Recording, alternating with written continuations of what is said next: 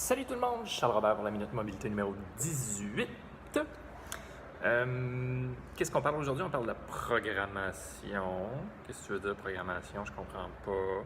Ce que je propose dans le fond, c'est d'avoir un point de vue qui est complètement différent de comment on traite la mobilité. En fait, il y a différentes approches. OK, ouais. Numéro uno de la mobilité, c'est tout le travail que tu vas faire au niveau day-to-day. Fait que toutes les mobilisations, rotation articulaire, tu te réveilles, tu vas venir t'étirer, tu vas venir t'échauffer un peu.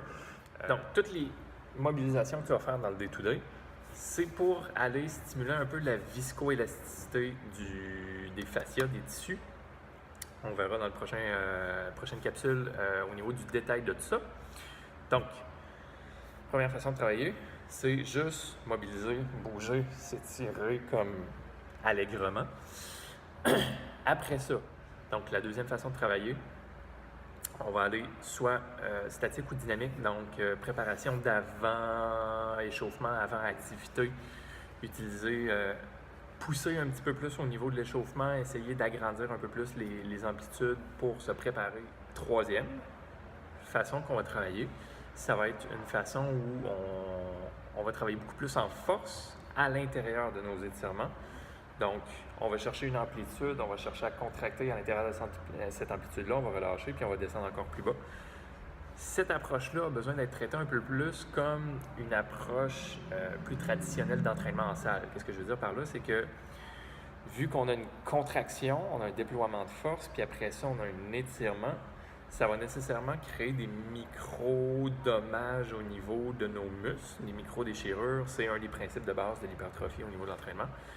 Donc, quand tu viens chercher cette contraction-là, puis cet étirement-là, tu viens créer une fatigue, tu viens créer un peu des dommages au niveau de la qualité de ton tissu.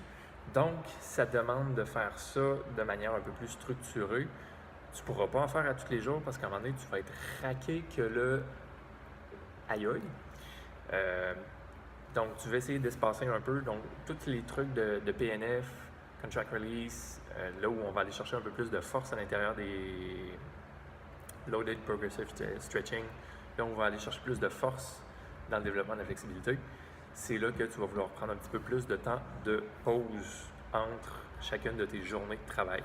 Donc vraiment, pour être capable d'atteindre ces objectifs, ça prend une structure, ça prend une organisation.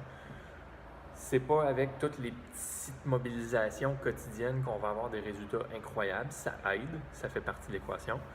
C'est pas avec tous les échauffements qu'on fait pour se préparer aux activités non plus qu'on va avoir des grandes améliorations.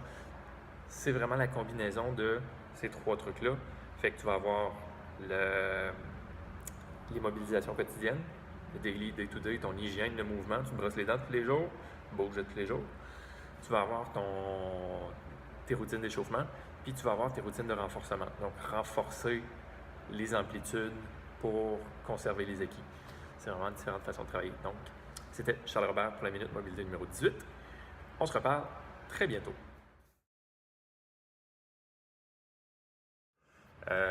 Ça vient défaire un peu le côté... comment on peut dire? J'ai oublié le nom.